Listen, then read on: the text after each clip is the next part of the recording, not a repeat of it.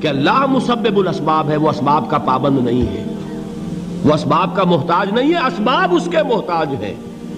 اگر یہ یقین ہے تو اللہ پر ایمان ہے، یہ نہیں ہے تو تمہارا ایمان اسباب پر ہے، وسائل پر ہے، ذرائع پر ہے، مادیات پر ہے، اللہ پر نہیں۔ اس وقت کہاں راستہ تھا؟ کوئی راستہ تھا؟ سمندر ہے اور ادھر سے لشکر آ گیا ہے۔ کلا ان معی ربی سیہدین۔ اب دیکھیے ایمان کہہ دینا آسان ہے، ہوا معکم اینما کنتم، جہاں کہیں بھی تم ہوتے ہو اللہ تمہارے ساتھ ہوتا ہے، لیکن اس کا یقین قائم ہو جائے تو زمین و آسمان کا فرق واقع ہو جائے۔ یہی بات ہوئی حضور کے ساتھ۔ غار ہے، چھپے ہوئے ہیں محمد الرسول اللہ اور آپ کے وہ یار غار ابو بکر صدیق رضی اللہ تعالی عنہ۔ اقبال نے حضرت ابو بکر کی شان میں چند اشعار کہے صرف، لیکن واقعہ یہ ہے کہ بھاری بھاری نظموں پر اور قصیدوں پر بھاری ہے، طویل ترین نظمیں اور قصیدے ہوں ان پر بھاری ہے۔ ہمت ابو بکر کی ہمت جو ہے، کشت ملت را جو ابر، جیسے بارش سے کھیتی اپجتی ہے، ابو بکر کی ہمت اور عزیمت اس امت کو اسی طرح سینچنے والی ہے۔ ثانیے اسلام و غار و بدر و قبر، وہ دوسرے تھے اسلام میں، دوسرے پہلے کون تھے؟ انا اول المومنین، حضور فرماتے ہیں سب سے پہلا ایمان لانے والا میں، دوسرے ابو بکر۔ ویسے ہمارے ہاں یہ چلتا ہے اختلاف، حضرت علی پہلے ہیں کہ حضرت ابو بکر پہلے ہیں، لیکن اس میں بڑی خوبصورت تطبیق قائم کی ہے علماء نے اور بہت صحیح ہے۔ چار کے بارے میں فیصلہ ہی مت کرو کہ کون پہلے ہے، ان کی ایک عجیب تقسیم کر دی ہے۔ آزاد مردوں میں، بالغ مردوں میں سب سے پہلے ابو بکر، بچوں میں سب سے پہلے علی، خواتین میں سب سے پہلے خدیجہ، اور غلاموں میں سب سے پہلے زید ابن حارثہ۔ بڑی پیاری تقسیم ہے، یہ چاروں ہی پہلے ہیں، ہر ایک کے لیے اولیت ہے۔ اور واقعہ یہ ہے کہ اگر زمانی اعتبار سے تعین ہوگا تو پہلے خدیجۃ الکبریٰ آئیں گی رضی اللہ تعالی عنہ، کسی اور سے بات کرنے کی نوبت بعد میں آ سکتی ہے، پہلے تو اہلیہ محترمہ سے بات ہوئی، آتے ہی پہلی وحی ہوئی ہے، ابھی تبلیغ کا حکم نہیں تھا۔ کس کو بتایا واقعہ؟ ابھی اپنی نبوت کی تبلیغ کا تو حکم ہی نہیں آیا۔ واقعہ کس کا ہے؟ وہ خدیجہ کا ہے۔ جب کہا ہے کہ خشیت علی نفسی، مجھے اپنی جان کا اندیشہ ہے، تو کیا جواب دیا خدیجہ نے رضی اللہ تعالی عنہا؟ وہ صدیقۃ الکبریٰ ہے۔ صدیقات جو ہیں خواتین، ان میں چوٹی پر خدیجۃ الکبریٰ ہے رضی اللہ تعالی عنہا، اور صدیق جو مرد ہیں ان میں صدیق اکبر ہے ابو بکر صدیق رضی اللہ تعالی عنہ، لیکن صدیقات میں چوٹی پر۔ جب حضور نے فرمایا خشیت علی نفسی، کیا فرمایا؟ کیا عرض کیا؟ کیسے تسلی دی؟ نہیں، اللہ آپ کو ضائع نہیں کرے گا، آپ غریبوں کے ہمدرد ہیں، آپ مساکین کے تکالیف رفع کرنے والے ہیں، آپ بیواؤں کی سرپرستی کرتے ہیں، آپ مسافروں کی خدمت کرتے ہیں، اللہ آپ کو ضائع نہیں کرے گا۔ یہ یقین ہے اس خاتون کے اندر۔ خیر وہ ایک علیحدہ بات ہو جائے گی۔ میرے دل پر حضرت خدیجہ رضی اللہ تعالیٰ عنہ کی شخصیت کا بڑا گہرا نقش ہے، جو وہ کوئی اور ہی وقت اور موقع ہوا تو بیان ہوگا۔ بہرحال اقبال نے ایک مصرے میں جو چار اولیتیں جمع کر دی ہیں، ہمت کشت امت را چو ابر، ثانی اسلام و غار و بدر و قبر۔ اسلام میں حضور کے بعد پہلے کون؟ ابو بکر۔ غار میں حضور کے ساتھ کون؟ ابو بکر۔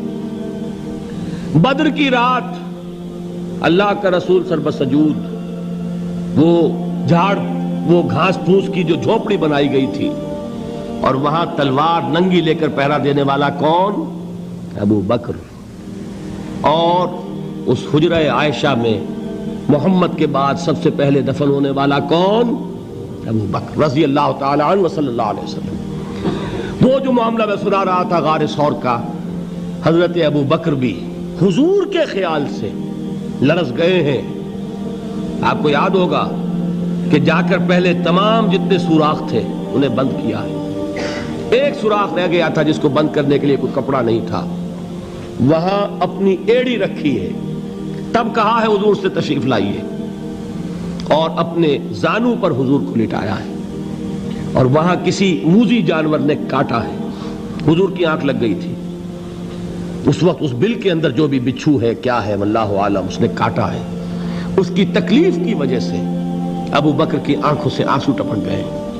حضور کے چہرے مبارک پر پڑے ہیں تو حضور جاگے ہیں. معاملہ کیا ہے؟ ایڑی نہیں ہٹائی وہاں سے, مبادا وہ جانور وہاں سے نکل کر محمد الرسول اللہ کو کوئی گزن پہنچا دے.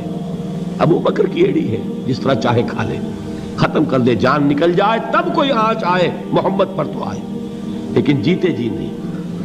وہ ہے ابو بکر. حضور کے خیال سے اس وقت حضور نے پھر اپنا لعاب دہن لگایا ہے, اور اس سے پھر آپ کی تکلیف ختم ہوئی. جیسے خیبر میں حضرت علی کی آنکھ دکھ رہی تھی, اس کو جو شفا حاصل ہوئی ہے وہ بھی حضور کے لعاب دہن سے ہوئی.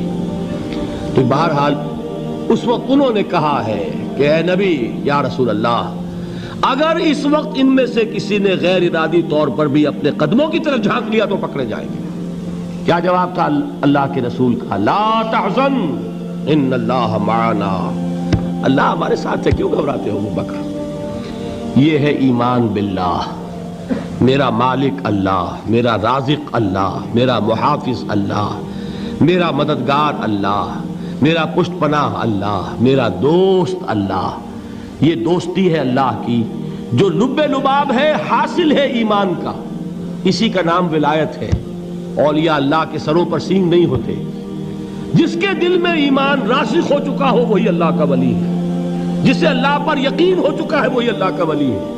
جسے یقین ہے اللہ میرے ساتھ ہے, میرا مددگار, میرا پشت پناہ, میرا ساتھی, میرا دوست, میرا محبوب, میرا محب. اللہ اہل ایمان سے محبت کرتا ہے. واللہ یحب الصادقین. ان اللہ یحب الذین یقاتلون فی سبیلہ صفا کانہم بنیان مرصوص. اللہ محبت کرنے والا, اہل ایمان محبوب, اور اہل ایمان محبت کرنے والے اللہ محبوب. والذین آمنوا اشد حبا للہ. آپ تصور کیجئے جسے یہ رشتہ ایمان یا رشتہ ولایت حاصل ہو جائے, الا ان اولیاء اللہ لا خوف علیہم ولا هم یحزنون. آگاہ ہو جاؤ, اللہ کے دوستوں کے لیے نہ کوئی خوف ہے نہ کوئی حزن ہے. اور میں بیان کر چکا تھا, خوف اور حزن کے خاتمے ہی کا نام امن ہے. زوال خوف, زوال حزن. یہ خوف اور حزن کیوں آتے ہیں بار بار؟ اللہ تخافوا ولا تحزنوا, دونوں آ گئے. الا ان اولیاء اللہ لا خوف علیہم ولا هم یحزنون, پھر وہی دو. وہ کیوں ہے؟ خوف ہوتا ہے کسی مستقبل کی بات کا, یہ نہ ہو جائے, وہ نہ ہو جائے, یہ نقصان نہ پہنچ جائے, یہ تکلیف نہ ہو, یہ غضب نہ آ جائے. خوف ہے مستقبل سے. حزن ہے یہ کیوں ہوا, یہ نہیں ہونا چاہیے تھا, یہ میرا فلاں چیز میرے ہاتھ سے جاتی رہی ہے, فلاں موقع نکل گیا, اب بیٹھے ہوئے ہیں اندر ہی اندر کڑ رہے ہیں, صدمہ ہے اور رنج ہے.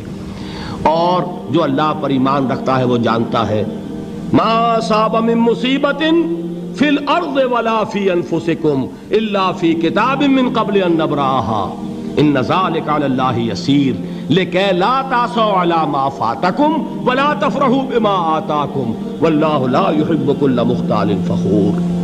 اس زمین میں یا تمہاری جانوں میں کوئی تکلیف, کوئی مصیبت نہیں آ سکتی سوائے اس کے کہ جو اللہ نے لکھ دی ہو, اس سے پہلے کہ وہ ظاہر ہو.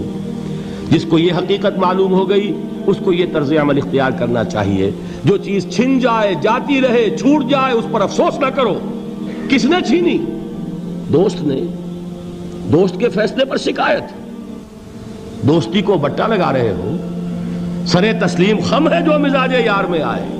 اگر دوستی ہے تو پھر تو تمہیں گردن جھکانی چاہیے کہ ہر چے ساقی ماریخت عین الطافست, جو بھی میرا ساقی میرے پیالے میں ڈال دے اس کا کرم ہے.